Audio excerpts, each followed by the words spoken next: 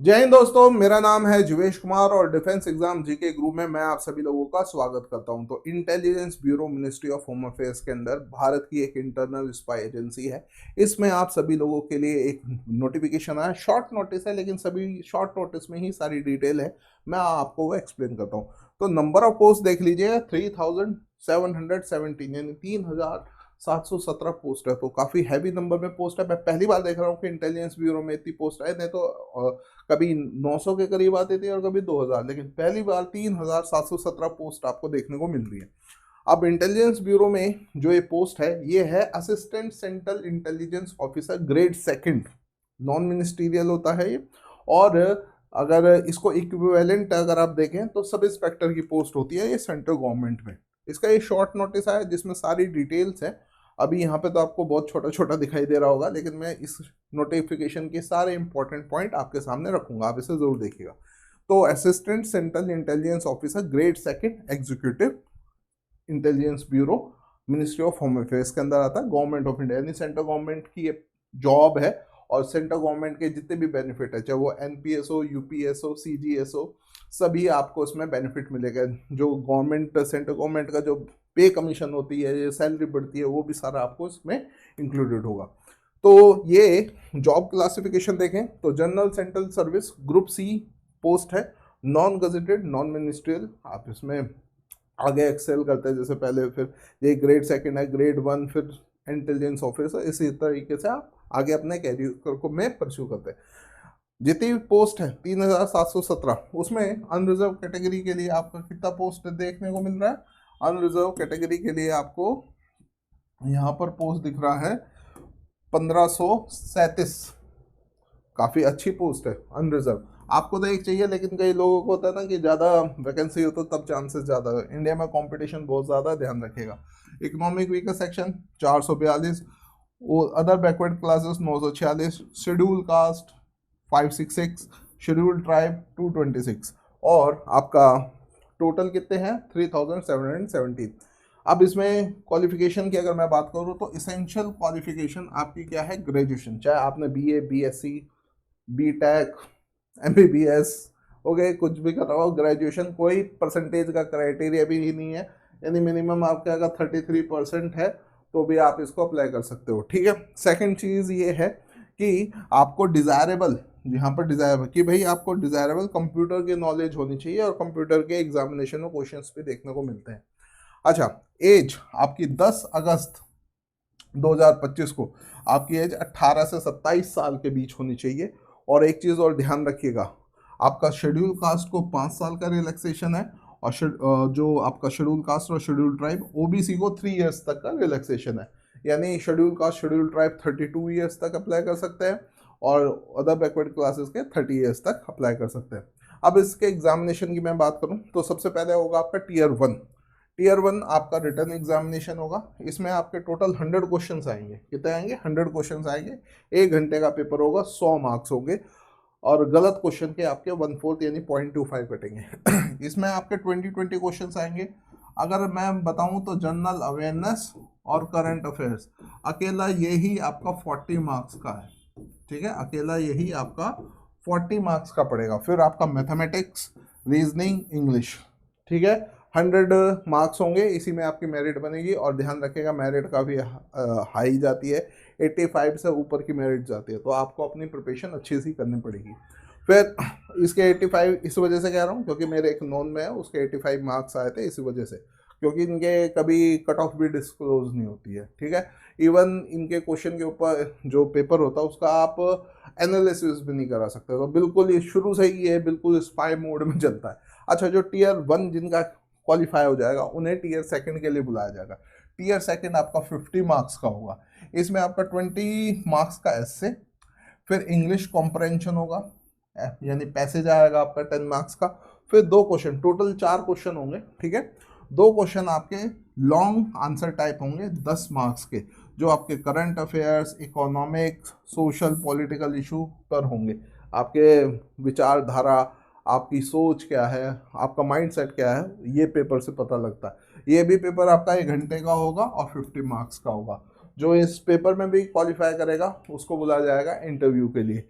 Interview आपका कितने marks का होगा? 100 मार्क्स का होगा। इंटरव्यू कितने मार्क्स का होगा? 100 मार्क्स का होगा। और इसमें टाइम का तो खैर मेंशन नहीं होता है।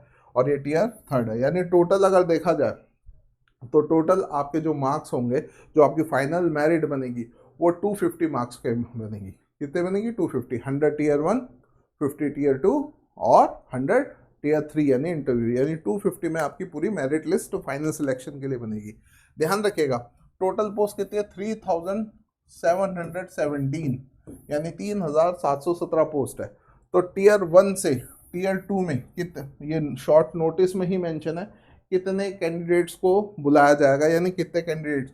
तो आपका 3717 इंटू 10, यानी अगर आप देखें तो 37,000 इतने स्टूडेंट्स, तो इतने कैंडिडेट्स किस में बैठेंगे? टियर 3 में, टियर 2 में बैठेंगे। कितने? टियर 2 में इतने कैंडिडेट्स। और दूसरी चीज़ ये है कि टियर 2 से टियर 3 में कितने जाएंगे?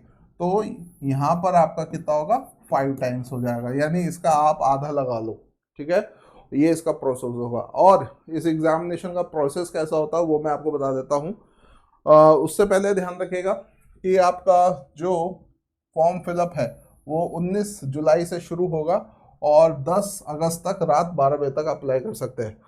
शेड्यूल्ड कास्ट, शेड्यूल्ड ट्राइब और जितनी भी फीमेल कैंडिडेट हैं, ठीक है, इन सबको एग्जामिनेशन फीस नहीं देनी है, लेकिन रिक्रूटमेंट प्रोसेसिंग चार्ज देने हैं जो आपका 550 रुपीज़ है। जो कितना है आपका? 550 रुपीज़। अच्छा, मेल कैंडिडेट, अनरिजर्व कैटेगरी के, इकोनॉमिक वीकर सेक्शन, ओबीसी, ठीक है, इन सभी को एग्जामिनेशन फ़ी देनी है 100 रुपीज़ और साथ में रिक्रूटमेंट प्रोसेसिंग फ़ी भी देनी है। तो टोटल इनका हो जाएगा 650 रुपीज़। एक्स सर्विसमैन भी आपका 550 देने हैं। एक्स सर्विसमैन अगर सेंट्रल गवर्नमेंट या वो उसका बेनिफिट लेके एक्स सर्विसमैन का जॉब कर रहे हैं कहीं पे, उन्हें तब 650 देने हैं। तो ये मेंशन ध्यान रखिएगा जब आप फॉर्म फिलअप करें। अच्छा, अब बात करते हैं पिछला जो असिस्टेंट सेंट्रल इंटेलिजेंस ऑफिसर 2023 में नोटिफिकेशन आया था। अब इसका एक समझ लीजिएगा टाइमलाइन क्या है, ताकि आप अपने प्रिपरेशन को एक रोड मैप दे सकें। ठीक है, देखिए, तो पिछली बार ना 25 नवंबर से फॉर्म फिलअप शुरू हुआ था, ठीक है, और लास्ट डेट थी आपकी 15। सेम इसी तरीके से 19 से 10, 15 दिन का ही आपको एक तरीके से 20 दिन का ही समय मिलता है। जैसे अभी 19 से 10 अगस्त 20 दिन का ऑलमोस्ट समय। अच्छा, टियर 1 आपका 17 से 18 जनवरी, यानी आप ये समझिएगा कि आपका जो एग्ज़ाम है ना वो सितंबर में होना ही है 10 सितंबर के बाद। ठीक है, कभी भी हो जाएगा, 2 दिन एग्ज़ाम होता है क्योंकि कंप्यूटराइज सीबीटी होता है, कंप्यूटराइज बेस्ड टेस्ट 17 से 18 जनवरी को तब हुआ था। तो अब भी आप मान के चलिए कि आपका सितंबर में एग्ज़ाम हो जाएगा। ठीक है, और आपका जो आंसर की पब्लिश कर दी जाएगी वो आपकी 4-5 दिन बाद आपकी आंसर की पब्लिश कर दी जाएगी और उसका रिजल्ट आपका मार्च में आ जाएगा। मतलब अगर आपका सितंबर में एग्ज़ाम होता है, ठीक है, सितंबर में एग्ज़ाम होता है, तो आप समझिएगा दिसंबर तक आपका टियर 1 का, दिसंबर तक आपका टियर 1 का क्या आ जाएगा? आपका रिजल्ट आ जाएगा। फिर टियर 2 की मैं बात करूं तो टियर 2 आपका जो होगा यहाँ मार्च में हो, मार्च से फिर आपका अगेन वही 3 महीने। तो आपका भी यहाँ पर ध्यान रखिएगा मार्च 2026 में आपका टियर 2 हो जाएगा। टियर 2 आपका मार्च 2026 में हो जाएगा। और उसके बाद टियर 2 का जो रिजल्ट आया है था पिछली बार, तो आपका देखिए 3-3 महीने का गया, पूरा 1 साल का ये होता है फिक्स, पूरा 1 साल का। जून में एग्ज़ाम हुआ, सितंबर में रिजल्ट आया, तो यहाँ पर आपका जून में आपका टियर 2 का रिजल्ट आ जाएगा जून 2026, यानी आपको क्लियर हो जाएगा कि भाई आप इंटरव्यू के लिए जा रहे हैं नहीं जा रहे हैं, अगर आप टियर 2 तक पहुँच गए हैं। और फिर इंटरव्यू जो होगा आपका नेक्स्ट मंथ, यानी आज से ठीक 1 साल बाद आपका इंटरव्यू होगा और उसके 1 या 2 महीने बाद, मतलब आप ये समझिएगा कि नेक्स्ट ईयर सितंबर तक आपका ये सारा प्रोसेस पूरा हो जाएगा।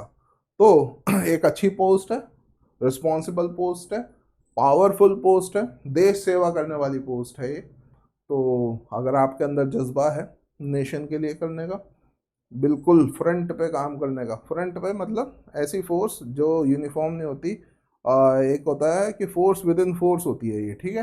तो स्पाई नेटवर्क जो इंडिया का है वो बहुत बेस्ट है, चाहे वो एक्सटर्नल हो या इंटरनल हो, तो आप इसको में ज़रूर पार्टिसिपेट करें। एक चीज़ ध्यान रखिएगा,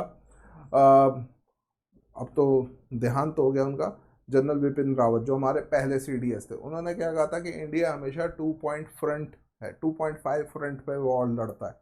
वो 2.5 फ्रंट क्या है, एक पाकिस्तान एक चाइना, 0.5 इनसाइड इंडिया है। तो आप जब ACIO बनोगे तो आप उस 0.5 फ्रंट से लड़ोगे। घर के बाहर के दुश्मनों से लड़ना आसान है, घर के अंदर के दुश्मनों से लड़ना बहुत ही मुश्किल है। तो बहुत ही इम्पोर्टेंट जॉब है ये, तो लग जाओ और अचीव करो उसे। जय हिंद।